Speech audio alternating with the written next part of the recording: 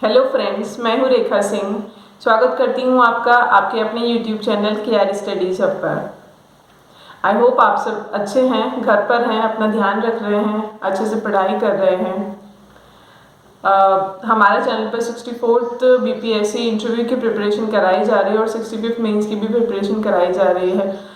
तो उसी सीरीज़ में मैं आज इम्पॉर्टेंट टॉपिक एक लेकर आई हूँ जिसे मैं इम्पॉर्टेंट समझती हूँ, तो सोचा आपके साथ डिस्कस कर लिया जाए। करंट का ये टॉपिक है अयोध्या वर्डिक्ट के बारे में, आज हम पढ़ेंगे और जानेंगे। राइट, देखिए अयोध्या वर्डिक्ट वैसे तो नवंबर 2019 में ये फैसला सुनाया गया था। अयोध्या बाबरी मस्जिद का जो केस था, जो डिस्प्यूट था, जो वर्षों से चला आ रहा था, उसको फाइनली सुप्रीम कोर्ट ने सॉल्व कर दिया था। उस पर फैसला लेकर सुप्रीम कोर्ट आई थी नवंबर 2019 पर। ठीक है, थोड़ा पुराना हो गया है but it is not that much old, तो चांसेस हैं कि ये इंटरव्यू में पूछ लिया जाए और मेंस में भी ये क्वेश्चन आ सकता है। फाइन, क्यों आ सकता है? देखिए, एक तो ये जो मसला था ये बहुत पुराना था, राइट, और उसके बाद जो इसका डिसीजन आया, जो वर्डिक्ट आया, वो उतना ज़्यादा एक्सेप्टेबल नहीं था। लोग उतना ज़्यादा एक्सेप्ट इसको नहीं किए। कुछ लोगों ने कहा कि इस जो डिसीजन था उसने हिंदू को फेवर किया है। ठीक है, तो इसको जान लेते हैं, क्योंकि जो इंटरव्यू बोर्ड होगा वो आपसे आपका व्यू पूछ सकता है। वो पूछेगा कि बताइए जो ये डिसीजन था, अयोध्या वर्डिक्ट जो आया, जो फैसला सुनाया गया जो बाबरी मस्जिद के विध्वंस और वहाँ पे राम जन्मभूमि की स्थापना को लेकर, आप उससे कितना सहमत हैं? ठीक है, आपका क्या पॉइंट ऑफ व्यू है, आपका क्या ओपिनियन है, तो आपसे पूछा जा सकता है। क्योंकि आप सिविल सर्वेंट बनने जा रहे हो तो आपका ओपिनियन वो जानने की कोशिश करेंगे। ठीक है, तो एक बार हिस्टोरिकल बैकग्राउंड पूरा देख लेते हैं इसका, क्योंकि देखिए किसी भी चीज़ का रफ आइडिया जब तक हमको नहीं होगा हम उसके बारे में ओपिनियन क्रिएट ही नहीं कर सकते हैं। राइट, तो रफ आइडिया होना हमारे पास बहुत इंपॉर्टेंट है, तभी उसी का हम ओपिनियन क्रिएट कर पाएंगे। तो एक बार फटाफट से हम इसका बैकग्राउंड देख लेते हैं। Right, journey across history to the present, history से ये अब तक 2019 तक ये कैसे खिंचकर आया मामला, क्या बात थी और क्या डिस्प्यूट था, वो सब थोड़ा जान लेते हैं। ब्रीफ हिस्ट्री बहुत जल्दी मैं शॉर्ट में पढ़ाऊंगी, कुछ डेट्स बताऊंगी, कुछ इंपॉर्टेंट कम्युनिटीज़ के बारे में बताऊंगी। आप चाहो तो पेन और डायरी लेकर बैठ सकते हो, नोट डाउन कर सकते हो। फाइन, देखिए ये 1528 की बात है, जब कहा जाता है कि जो फर्स्ट आपके मुगल शासक थे, फर्स्ट मुगल जो एम्परर थे बाबर, उनके गवर्नर जनरल मीर बाकी ने आपका ये जो बाबरी मस्जिद थी इसको कंस्ट्रक्ट कराया था अयोध्या में। ठीक है, और कहा जाता है कि उन्होंने वहाँ पर पहले मंदिर हुआ करता था श्री राम जी का, तो उसको तुड़वा के वहाँ पे उन्होंने मस्जिद कंस्ट्रक्ट करवा दी थी 1528 में। मुगल शासक बाबर के जो जनरल थे, गवर्नर जनरल मीर बाकी, 1528 में। राइट, उसके बाद आगे देखते हैं 1885 में महंत रघुवीर दास फैजाबाद कोर्ट जाते हैं। देखिए जो आपका अयोध्या का पुराना नाम है वो फैजाबाद था। राइट, अयोध्या बाद में उसको चेंज करके रखा गया। तो महंत जो है रघुवीर दास, वो आपके फैजाबाद कोर्ट जाते हैं और परमिशन लेते हैं वहाँ से। बोलते हैं कि जो बाबरी मस्जिद का आगे का जो एरिया है, जो विसिनिटी है, उसमें पूजा एक टेम्पल कंस्ट्रक्ट कराने का परमिशन दे दिया जाए, क्योंकि उनको लगता था कि यहाँ पे श्री राम का मंदिर था, लक्ष्मण जी का मंदिर था, माँ सीता का मंदिर था, तो वो चाहते थे जो विसिनिटी है, जो बाहर का पूरा एरिया है मस्जिद के बाहर, वहाँ पे एक टेम्पल कंस्ट्रक्ट कराया जाए, क्योंकि लोगों का फेथ उससे जुड़ा था, आस्था जुड़ी थी, और वहाँ पे मंदिर कंस्ट्रक्ट करा के वहाँ पे पूजा की जा सके। पर जो उनकी परमिशन वो लेने गए थे कोर्ट से, कोर्ट ने उसे डिक्लाइन कर दिया था और मना कर दिया था 1885 में। उसके बाद 1949 की एक घटना है, दिसंबर 22 1949। देखिए मिस्टीरियसली लॉर्ड राम जो श्री राम थे, भगवान श्री राम थे, उनकी कुछ मूर्तियां मंदिर के अंदर पाई जाती हैं। ठीक है, मिस्टीरियसली नहीं पता लगा लोगों को कि वो मूर्तियां मंदिर के अंदर कैसे आई। ठीक है, इनसाइड द मॉस्क, मॉस्क के अंदर वो मूर्तियां पाई गई तो बहुत ज़्यादा शोर मच गया और हिंदू लोग मानने लगे कि श्री राम ने यहाँ पे आए हैं, उन्होंने बताया है कि मैं यहीं था और मेरा मंदिर यहीं बनना चाहिए। इस तरह से कम्युनल क्लैश हो गया, राइट। 1950 में क्या हुआ, जो गोपाल आपके विशारद और रामचंद्र दास थे वो दोनों कोर्ट गए, फैजाबाद कोर्ट, और उन्होंने कोर्ट से परमिशन मांगी कि हम आइडल्स को, जो भगवान की जो मूर्तियां निकली हैं, हमें उनकी पूजा करने की परमिशन दी जाए, ठीक है। और 1959 में आपका निर्मोही अखाड़ा भी कोर्ट गया, उसने बोला कि जो डिस्प्यूटेड लैंड है, जो डिस्प्यूटेड एरिया है मस्जिद के आसपास, उसका पोजेशन निर्मोही अखाड़े को दे दिया जाए। निर्मोही अखाड़े के बारे में मैं भी आपको बताऊंगी। देखिए ये जो केस था इसमें 3 पार्टी थी, एक तो हिंदू, एक मुस्लिम और निर्मोही अखाड़ा। ये तीनों के बीच में झगड़ा चल रहा था, तीनों ही उस जमीन पर अपने कब्जा करना चाहते थे, राइट। 1961 में क्या होता है, जो सुन्नी वक्फ बोर्ड है, मुसलमानों का जो सुन्नी वक्फ बोर्ड है, वो कोर्ट जाता है और कोर्ट से कहता है कि जो मूर्तियां रख दी गई हैं मस्जिद के अंदर, उनको हटाया जाए ताकि हम वहाँ पे अपनी जो नमाज हैं, जो अपनी प्रेयर्स हैं, उनको कंटिन्यू कर सकें, ठीक है। वो उसके लिए कोर्ट गए। 1986 में क्या होता है, फैजाबाद कोर्ट हिंदूज को अलाउ कर देता है मूर्तियों की पूजा करने के लिए। ये देखिए सब कुछ पॉलिटिकली कराया जा रहा था। 1989 में राजीव गांधी की गवर्नमेंट थी, ठीक है। तो राजीव गांधी गवर्नमेंट ने विश्व हिंदू परिषद बीएचपी को अलाउ कर दिया था कि जो विसिनिटी है, जो मस्जिद के बाहर का एरिया है, वहाँ पे मूर्तियों को रखकर मंदिर बना के अपना छोटा सा, उसमें लोग पूजा कर सकते हैं, डिस्प्यूटेड लैंड में पूजा कर सकते हैं श्री राम की जो आइडल्स हैं, मूर्तियां हैं उनकी, ठीक है। तो इसको लोगों ने भुना लिया, जो हिंदू लोग थे। फिर 1990 में क्या हुआ, बीजेपी लीडर आपके लाल कृष्ण आडवाणी रथ यात्रा निकालते हैं, पूरे भारत में रथ यात्रा घुमाकर लाते हैं और अयोध्या में लाके उसको रोकते हैं, ठीक है। उसमें कम से कम 1.5 लाख कर सेवक थे उस रथ यात्रा में। देखिए कर सेवक आपके वॉलंटियर्स थे जो मंदिर निर्माण करवाना चाहते थे, बाबरी मस्जिद वाली जगह पर मंदिर निर्माण करवाना चाहते थे, उनको कर सेवक कहते थे। तो 1.5 लाख कर सेवक उस रथ यात्रा में पार्टिसिपेट कर रहे थे, राइट। वो रथ यात्रा जब 1990 में पूरा यात्रा खत्म करके पहुंची अयोध्या, तो 1992 में कर सेवकों ने 6 दिसंबर 1992 में कर सेवकों ने बाबरी मस्जिद को डिमोलिश कर दिया, विध्वंस कर दिया, उसको गिरा दिया गया, ठीक है। देखिए इसके पीछे कुछ पॉलिटिकल लीडर्स को दोषी पाया जाता है। फिर आपका 16 दिसंबर 1992 को ही एक कमेटी का गठन होता है जिसको लिबरहान कमेटी कहते हैं, ठीक है। आपका हाई कोर्ट के रिटायर्ड जज थे आपके जस्टिस लिबरहान, उनको अपॉइंट किया जाता है। उस समय की जो गवर्नमेंट थी वो जस्टिस लिबरहान को अपॉइंट करती है, कमेटी का गठन होता है, Liberhan Ayodhya court commission of inquiry, ठीक है।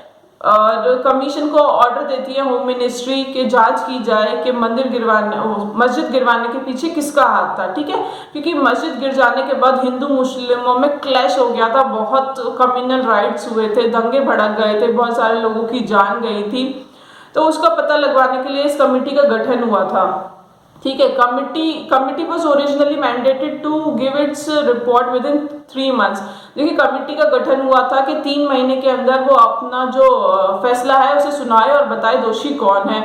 पर 48 बार 48 टाइम्स कमिटी एक्सटेंशन, क्योंकि ये 1 मैन कमिटी थी, सिर्फ एक ही बंदा इसमें था, कोई और इसमें टीम नहीं थी। 48 टाइम्स एक्सटेंशन लिया कमिटी ने और टोटल 17 साल बाद 2009 में कमिटी ने अपनी रिपोर्ट गवर्नमेंट को सौंपी। उस समय पर मनमोहन सिंह की गवर्नमेंट थी 2009 में 30 जून 2009 को कमेटी ने अपनी रिपोर्ट सौंपी मनमोहन सरकार को, ठीक है। नवंबर 2009 को जो रिपोर्ट थी वो पार्लियामेंट में रखी गई, डिबेट हुई। रिपोर्ट ने 68 पीपल को दोषी कल्पेबल उनको दोषी माना 68 पीपल्स में, जिनमें लाल कृष्ण आडवाणी, मुरली मनोहर जोशी, अटल बिहारी वाजपेयी, कल्याण सिंह। जब बाबरी मस्जिद का विध्वंस हुआ था तो उस समय वो यूपी के चीफ मिनिस्टर थे, ठीक है। तो कल्याण सिंह को दोषी माना गया था, मेन कल्प्रिट माना गया था, ठीक है। उसके बाद आरएसएस को भी दोषी माना गया था। तो इस तरह से 68 टोटल पीपल थे जिनको दोषी माना कमेटी ने, और उनके ऊपर उसके बाद केस चलता है, राइट। तो ये आपका कुछ एक हिस्ट्री हो गई, रफ हिस्ट्री हो गई जो मैंने आपको बता दी, ओके। उसके बाद क्या होता है, 2009 में जब इस कमेटी रिपोर्ट सौंप दी थी, तो 2010 में हाई कोर्ट का, इलाहाबाद हाई कोर्ट का एक ऑर्डर आता है, एक जजमेंट आता है 30 सितंबर 2010 को, जिसमें इलाहाबाद हाई कोर्ट एक जजमेंट पास करती है और कहती है कि जो भी डिस्प्यूटेड लैंड है उसको 3 पार्ट्स में डिवाइड कर दिया जाए, हिंदू, मुस्लिम्स और निर्मोही अखाड़ा, इन तीनों के बीच में जो डिस्प्यूटेड प्रॉपर्टी है उसको डिवाइड कर दिया जाए, ठीक है। तो 2011 में सुप्रीम कोर्ट इस फैसले पे स्टे लगा देती है हाई कोर्ट के फैसले पर, और ये जो फैसला है इसे रोक देती है, बोल देती है कि 3 पार्ट्स में डिवाइड नहीं होगी लैंड, ठीक है। फिर जनवरी 2019 में स्वतः संज्ञान लेके आपका सुप्रीम कोर्ट 5 जजेस की एक बेंच गठित करती है, जिसके जो हेड थे वो उस समय के सुप्रीम कोर्ट के चीफ जस्टिस रंजन गोगोई थे। 5 जजों की एक बेंच गठित होती है जिसमें हियरिंग शुरू होती है, ठीक है। जो आपका ये केस चल रहा था बाबरी मस्जिद का, उस पर हियरिंग, उस पर सुनवाई शुरू होती है। तो सबसे पहले जो कोर्ट था वो मध्यस्थता की बात करता है, मीडिएशन की बात करता है। तो मीडिएशन के लिए 6 अगस्त 2019 को मीडिएशन कमेटी बनाई जाती है, जिसके हेड सुप्रीम कोर्ट के ही फॉर्मर जज FMI खलीफुल्ला को मध्यस्थता सौंपी जाती है कि जो तीनों पार्टी हैं, हिंदू, मुस्लिम और निर्मोही अखाड़ा, उनके बीच में सुलह करा दी जाए, ठीक है। पर FMI खलीफुल्ला कंसेंसस नहीं करवा पाते हैं, लोगों के बीच में सुलह नहीं हो पाती है, वो लोग नहीं मानते हैं, ठीक है। तो उसके बाद 16 अक्टूबर 2019 को after the hearing of 40 days, लगातार 40 दिन की सुनवाई के बाद सुप्रीम कोर्ट अपना फैसला रिजर्व करती है और 9 नवंबर 2019 को अपना फैसला सुनाती है, ठीक है। अपना डिसीजन अनाउंस करती है। डिसीजन क्या था सुप्रीम कोर्ट का, देखिए ये हिस्टोरिकल वर्डिक्ट था, हिस्टोरिकल फैसला था, ऐतिहासिक फैसला था, क्योंकि जो लॉन्ग स्टैंडिंग कम्युनल डिस्प्यूट चलता आ रहा था इतने वर्षों से, उसको सुप्रीम कोर्ट सॉल्व कर देती है। सुप्रीम कोर्ट कहती है कि जो 2.77 एकड़ की जो ज़मीन है वो सारी की सारी रामलला मंदिर के कंस्ट्रक्शन के लिए जाएगी, मतलब श्री राम का वहाँ पे मंदिर कंस्ट्रक्ट होगा। 2.77 एकड़ की जो भी डिस्प्यूटेड लैंड थी, जिस पर विवाद चल रहा था, वो सारी राम मंदिर के लिए दे दी जाती है। उसके बाद सुप्रीम कोर्ट कहती है कि अयोध्या में ही 5 एकड़ की ज़मीन मुसलमानों को भी दी जाएगी, ताकि वो अपनी वहाँ पर मस्जिद बना सकें, ठीक है। उस एरिया में नहीं, अयोध्या में कहीं भी जहाँ पे भी वो मुस्लिम लोग एग्री हो जाएं और वहाँ की गवर्नमेंट, यूपी गवर्नमेंट राजी हो, वहाँ पे 5 एकड़ की ज़मीन मुस्लिम्स को दी जाए मॉस्क के कंस्ट्रक्शन के लिए, मस्जिद बनाने के लिए, ठीक है। तो ये आपका जजमेंट था आपके सुप्रीम कोर्ट का, हिस्टोरिकल जजमेंट था आपका। 9 नवंबर 2019 को सुप्रीम कोर्ट ने इसको सुनाया था, ठीक है।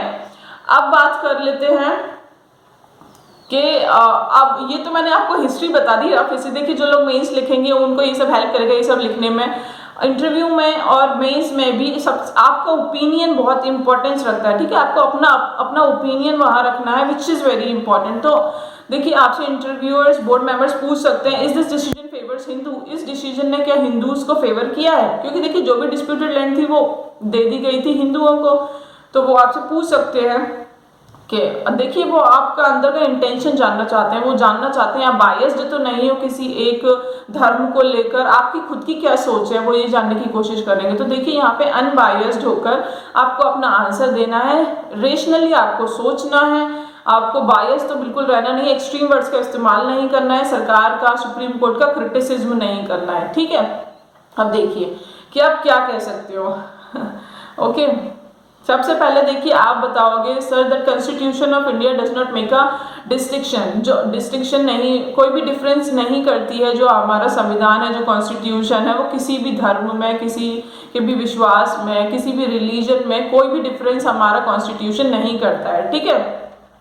उसके बाद देखिए आप बता सकते हो that the main aim of this decision was to established harmony. देखिए पीस, शांति को एस्टैब्लिश्ड करना, शांति को स्थापित करना ही सुप्रीम कोर्ट का उद्देश्य था। ठीक है, सुप्रीम कोर्ट ये नहीं चाहती थी कि हिंदू का फेवर किया जाए या मुसलमानों का फेवर किया जाए। वो देखिए, सुप्रीम कोर्ट सुप्रीम है, अपने आप में ही सुप्रीम है, और ऑनरेबल सुप्रीम कोर्ट के डिसीजन का रिस्पेक्ट हर कोई करता है, तो हमें भी उसके जो डिसीजन है उसका रिस्पेक्ट करना चाहिए।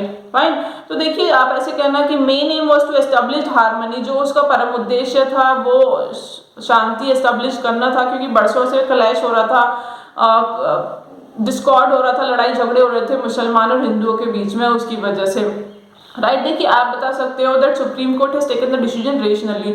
सुप्रीम कोर्ट ने जो डिसीजन लिया वो रेशनली लिया है, बेस्ड ऑन एविडेंसेस। देखिए, कोई भी डिसीजन अगर कोर्ट लेती है तो वो किसी भी धर्म पर, किसी भी विश्वास पर बेस्ड नहीं होता है, वो एविडेंसेस पे बेस्ड होता है। राइट। तो सुप्रीम कोर्ट ने भी आपको 105 पेजेस का जजमेंट तैयार किया था, जिसमें टोटली वो एविडेंसेस पे बेस्ड था।